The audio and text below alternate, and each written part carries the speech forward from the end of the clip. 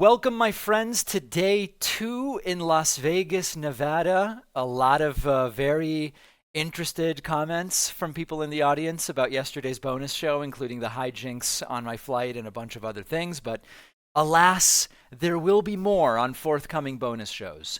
Kamala has a gun, and MAGA really doesn't like this.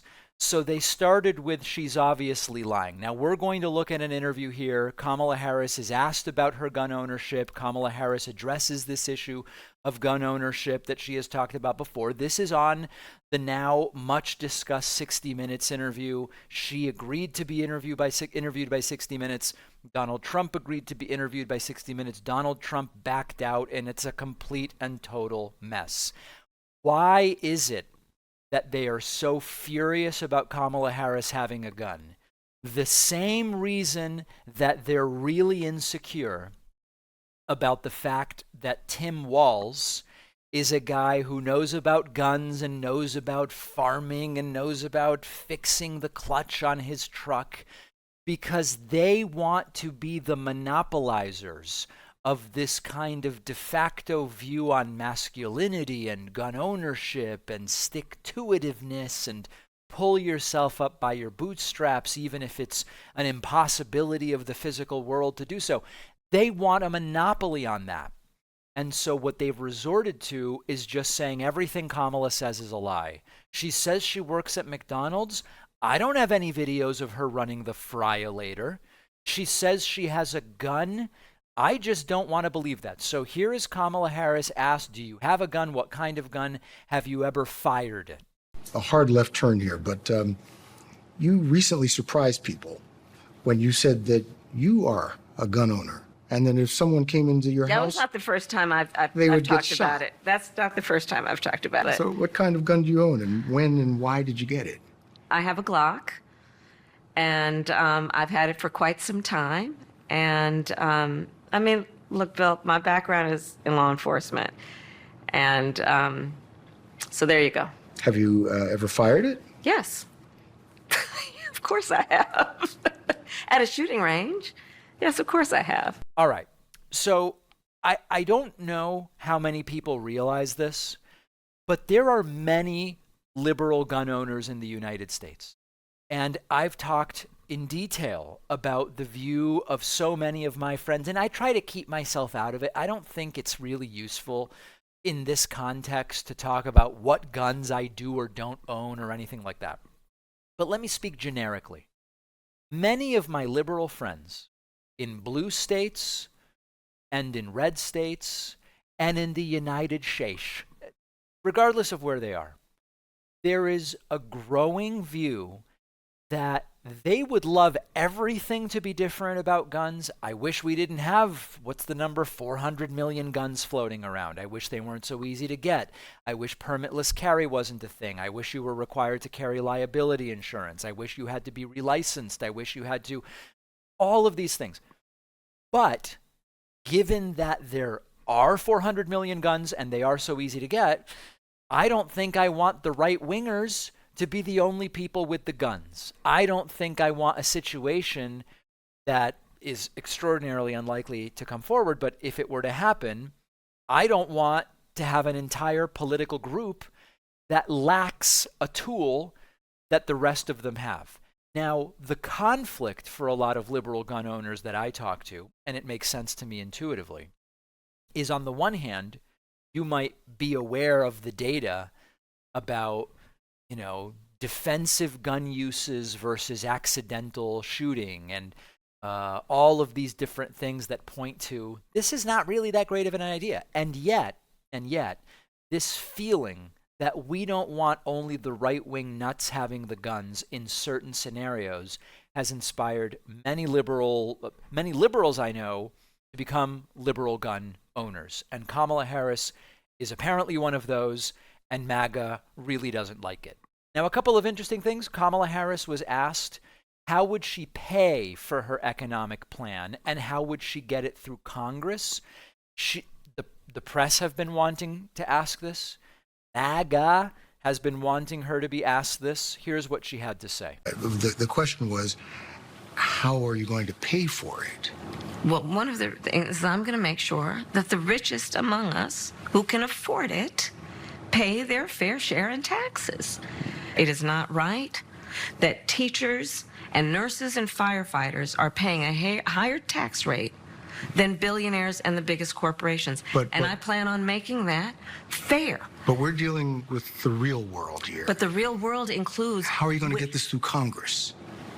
You know, when you talk quietly with a lot of folks in Congress, they know exactly what I'm talking about because their constituents know exactly what I'm talking about. Their constituents are those firefighters and teachers and nurses. Their constituents are middle-class, hardworking folk. And Congress has shown no inclination to move in your direction. I disagree with you. There are plenty of leaders in Congress who understand and know that the Trump tax cuts blew up our federal deficit.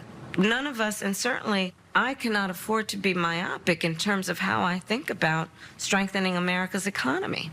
Let me tell you something. I am a devout public servant. You know that. I am also a capitalist. All right. So, listen, I don't think this is a blockbuster, oh my goodness, she completely killed it sort of answer.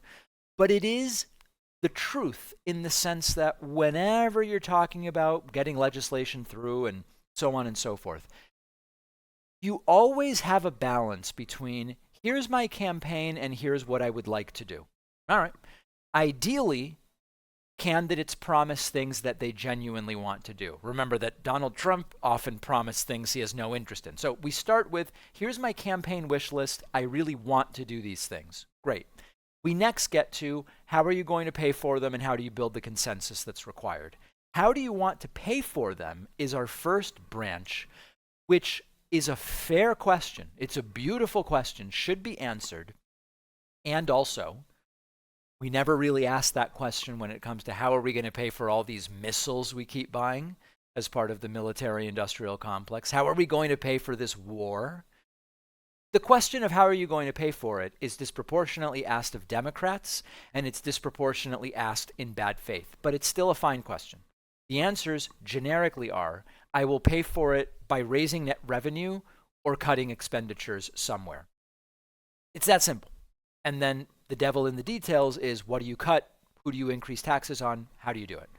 We then get to how do you get these through legislatively? And then this takes us to our final branching path.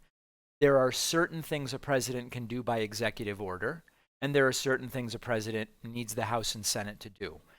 The takeaway should be, I believe Kamala Harris wants to do the things she says she wants to do.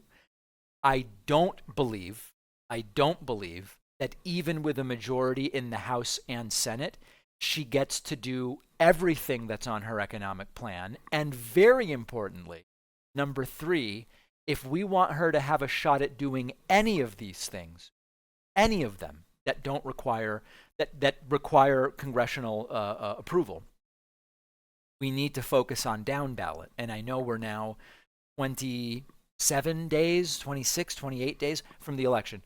It's not just about the presidential election, it's about the House and Senate, and there's no greater reminder of that than the fact that she may well need the House and Senate in order to have a shot at getting any of these things done. Lastly, Kamala Harris talked about compromise and consensus. And on this question, it was more supposed left-wingers that were angry. You're going to compromise with the devil? And Kamala Harris talks about the difference between compromise and compromising your values versus compromise to get something done without compromising your values. Let's look at that. Let me tell you what your critics and the columnists say. Okay. They say that the reason so many voters don't know you is that you have changed your position on so many things. You were against fracking, now you're for it. You supported looser immigration policies, now you're tightening them up. You were for Medicare for all, now you're not. So many that people don't truly know what you believe or what you stand for. And I know you've heard that. In the last 4 years, I have been Vice President of the United States. And I have been traveling our country. And I have been listening to folks and seeking what is possible in terms of common ground I believe in building consensus. We are a diverse people, geographically, regionally, in terms of where we are in our backgrounds. And what the American people do want is that we have leaders who can build consensus, where we can figure out compromise and understand it's not a bad thing, as long as you don't compromise your values, to find common sense solutions. And that has been my approach. This is really interesting. Compromise with people you disagree with without compromising your values. It's not a wild idea. And the supposed left-wingers who are saying this is the proof that she's going to give the right what it wants. Think about criminal justice reform. I would like all nonviolent drug offenders out of prison. Republicans have power, and they want no nonviolent drug offenders out of prison, but they'd be willing to allow some out in exchange for stepping up police budgets in high crime areas. Okay, maybe there's compromise there. We're not compromising our values. We're getting some of what we want. We're not giving away anything we think is terrible or really compromises at a principle level. So you compromise and you get something done. Or as another example, drug price negotiation.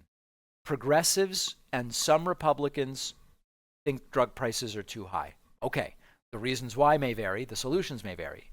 Legislation that lets Medicare negotiate drug prices with pharmaceutical companies allows progressives to say, here's the approach we want to take, and Republicans might come in and say, okay, we'll allow you as the government to negotiate drug prices with pharmaceutical companies, but only 25 drugs.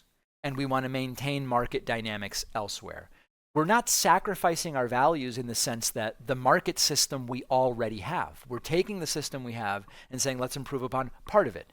And then in another year or two, you try to go further. This is the Ted Kennedy incrementalist view. And I think it makes a lot of sense. I have a whole chapter in my forthcoming book about accelerationism, which is like destroy all of it to then build it back up from the ground up. I don't think history tells us that that works. And so the incremental approach makes sense. Kamala's approach makes sense. And I thought she did a really good job with this interview. I always get hot when I sleep. It's plagued me my whole life. But I found the solution, and it is 8 Sleep. Our sponsor, 8 Sleep, has released the newest model of the Pod, the incredible device that fits right over your mattress like a fitted sheet. It can cool down your bed to just 20 degrees below the room temperature, or it can heat your bed up, which can be useful in the winter or for muscle relaxation. I keep mine on the cold setting. It is a great feeling to sleep with one of these. I just wake up more refreshed, and science has shown that lowering your body temperature at night can let you sleep better and feel better the next day. And 8 Sleep's new model, the Pod 4 Ultra, has a revolutionary new feature. It can detect when you are snoring and lift your head so that you can breathe better. Pod 4 Ultra also introduces an adjustable base that fits between your mattress and your bed frame to add reading and sleeping positions. Go to 8sleep.com/Pacman. Use code Pacman to get $350 off the Pod 4 Ultra. The link is in the description.